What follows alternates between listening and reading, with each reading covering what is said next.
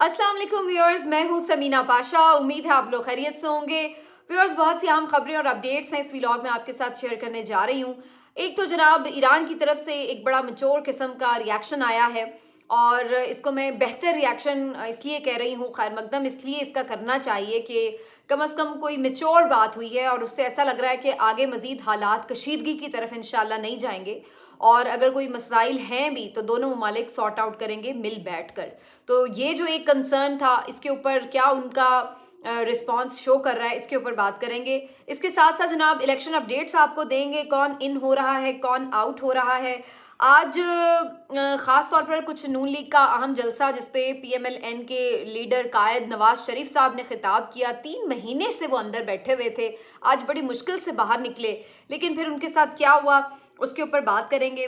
आज बात करेंगे जनाब बिलावल भुट्टो जरदारी ने एक प्लान बताया है कि किस तरीके से वो हुकूमत बनाएंगे और क्या उनका उसके ऊपर एक ऑप्टिमिज्म है, इसके ऊपर भी बात करेंगे।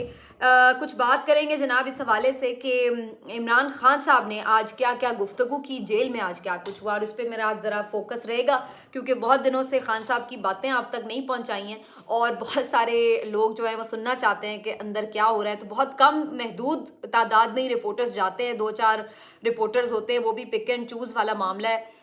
जो किसी ना जाने कौन चूज़ करता है और किसी की चॉइस होती है तो उन्हें भेज दिया जाता है। तो इंटरनेशनल मीडिया तो बिल्कुल ही नहीं अंदर जा पाता और जो बाकी भी बीट रिपोर्टर्स हैं जो कोर्ट रिपोर्टिंग करते हैं उनमें से भी बहुत कम लोगों को भेजा जाता है अंदर और बड़ी मुश्किल से ही उनकी बातचीत हो पाती है इमरान खान साहब के साथ। तो बड़ी कम इंफॉर्मेशन जो है वो अंदर से बाहर रिपोर्टर्स के थ्रू जो है वो आ पाती है।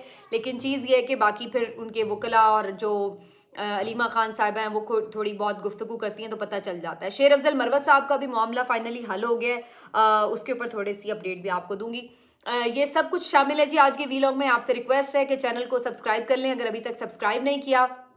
और ख़ास तौर पर मैं ज़रा बात शुरू करने से पहले आप सबका बहुत शुक्रिया अदा कर दूं। मैं कमेंट्स पढ़ रही थी, आप लोगों ने जिस तरीके से मुबारकबाद दी हुई थी अवार्ड के ऊपर और जितना सराहा था, जैसे हिम्मत बंधाई, आप सबका बहुत शुक्रिया।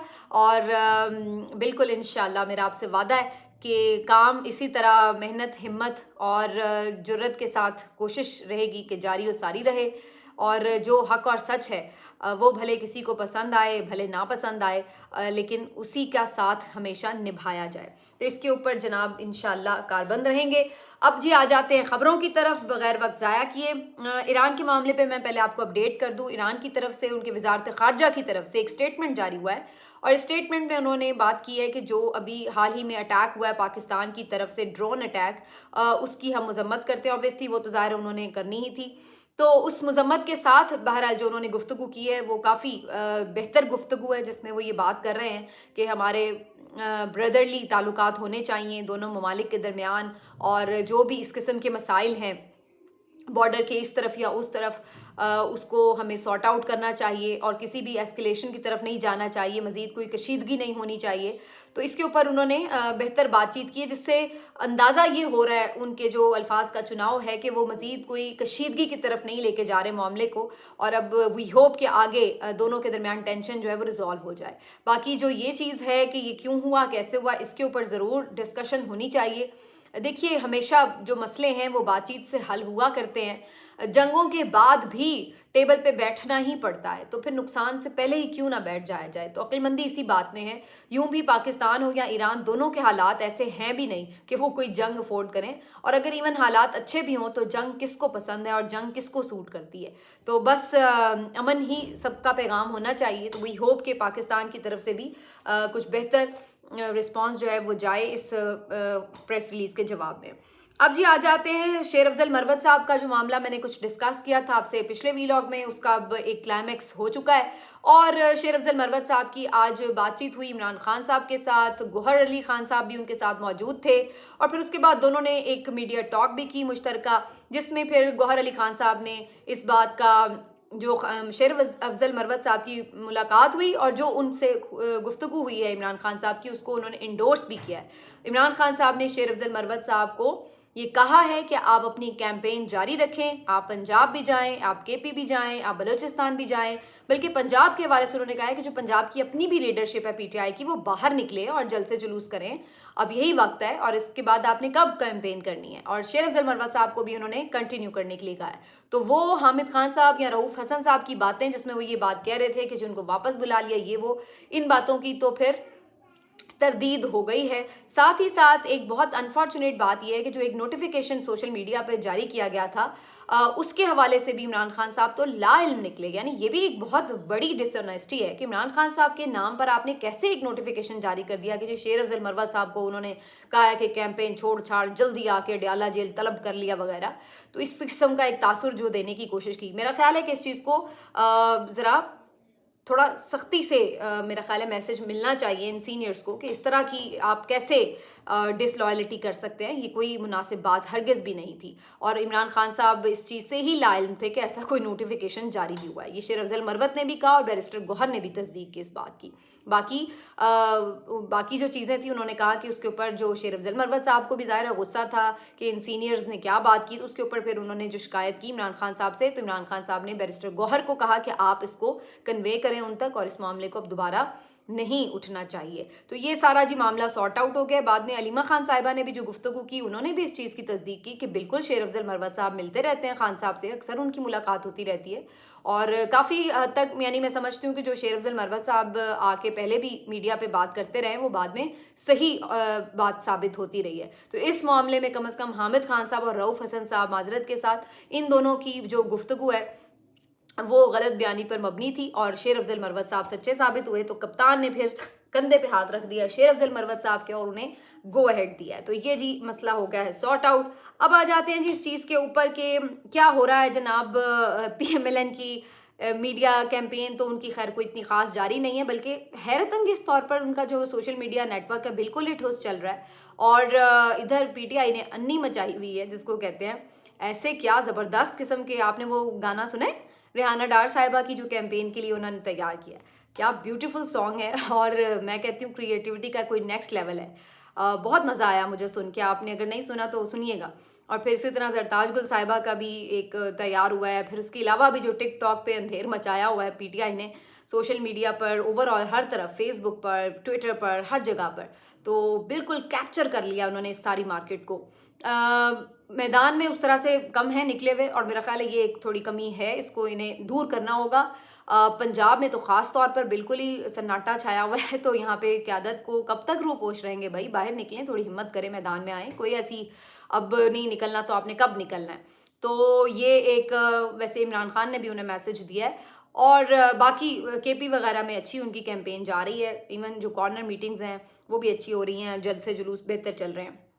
नून लीग भी फाइनली बाहर निकल आई है और निकलना चाहिए। देखिए यही वो टाइम है, हर कोई जमात निकले और अपनी कैंपेन करे भरपूर तरीके से, पता लगे कि कोई इलेक्शन हो भी रहा है। नून लीग बाहर निकली है लेकिन आज उनके लिए शायद कोई बहुत अच्छा दिन नहीं था। मैं समझती हूँ PMLN का जो ओकाड़ा का जलसा था मरीम नवाज़ का, वो बेहतर जलसा था, उसमें बेहतर तादाद भी थी लोगों की और अच्छा एक जलसा था वो देखने के लिए। लेकिन जो आज हाफिज़ाबाद में जलसा किया गया वो कोई इतना इम्प्रेसिव जलसा नहीं था। हालांकि इसको ज़्यादा बेहतर होना चाहिए था क्योंकि इस वक्त तो खुद मियाँ नवाज शरीफ साहब ने आना था खिताब के लिए। लेकिन जो मैंने आज मुख्तलिफ सोशल मीडिया के लोगों की कवरेज देखी उसमें मुझे तो कोई ऐसी इम्प्रेसिव नहीं नज़र आई तादाद लोगों की। और जो आधे लोग आए हुए थे, पता चला बाहर निकलते हुए उनसे जो पूछता जा रहा है तो वो कह रहे हैं हम तो PTI के वोटर, हम तो एवं ही बस फ़न के लिए आ गए, बस एवं ही जलसा देखने आ गए।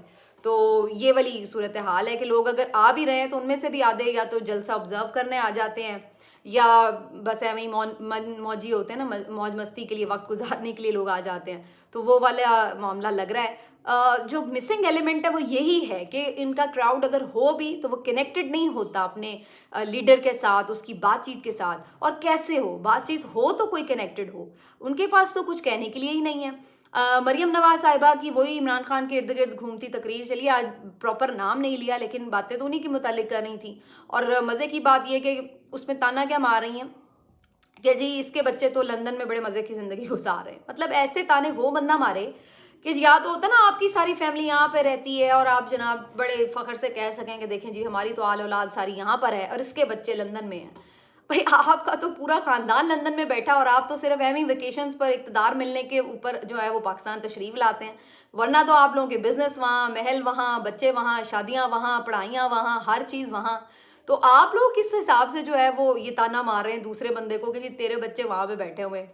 अजीब व गरीब बात है वैसे। और इसी तरह जितनी यही मसला है कि बयानिया बनाए भी बेचारे क्या, क्योंकि जो वो ताना इमरान खान को मारना चाहते हैं वो पलट के उनकी अपनी तरफ आ जाता है। किस बात के ऊपर वो कहें कि हाँ भाई हम जो है वो तुमसे बेहतर हैं। तो ये वाला अब उनके लिए मसला हो गया। महंगाई है तो वो इन्होंने जो 16 महीने में कारनामे किए हैं उसकी वजह से ये भी नहीं कह सकते कि कारकर्दगी कोई कुछ मैच कर लें।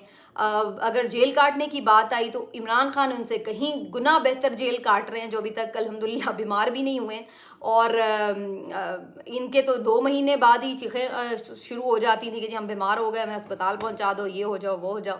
तो वो जिस तरीके से दिलेराना तरीके से जेल काट रहे हैं उसके ऊपर भी ताना नहीं मार सकते कि भाई क्या ताना मारें कि जी वो अभी तक पड़ा हुआ है जेल में, लेकिन वो तो बड़ा इंजॉय कर रहा है, खुश है। वो तो मैं अभी आपको आगे बताती हूँ कि उन्होंने क्या बातचीत आज की है। तो इसलिए इनके पास कहने के लिए है ही कुछ नहीं। यही वजह है कि जब नवाज शरीफ साहब भी तकरीर के लिए आए तो 10 मिनट की उन्होंने तकरीर की, हार्डली। गला उनका पहले ही बैठा हुआ था, वो तो चलिए मौसम का भी हो सकता है असर, लेकिन उसमें भी कुछ कहने की बात ही नहीं है। वही पुरानी 2-4 बातें और बस।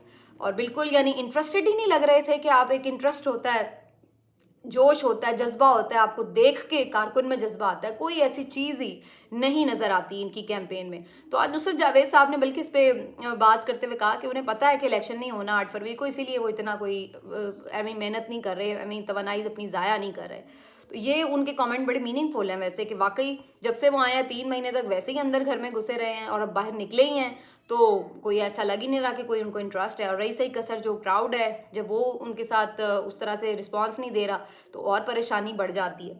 तो इस तरह का जनाब आज बदमज़ा और फीका सा जलसा था PMLN का।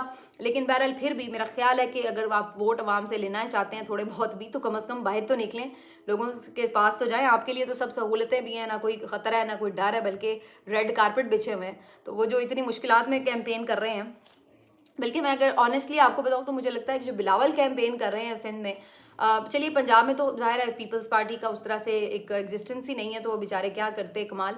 लेकिन जो सिंध में उनके जलसे हैं, कुछ जलसे उन्होंने किए हैं KP वगैरह में, तो वो अच्छे जलसे किए। बिलावल बेहतर कैंपेन कर रहे हैं, मेहनत भी कर रहे हैं।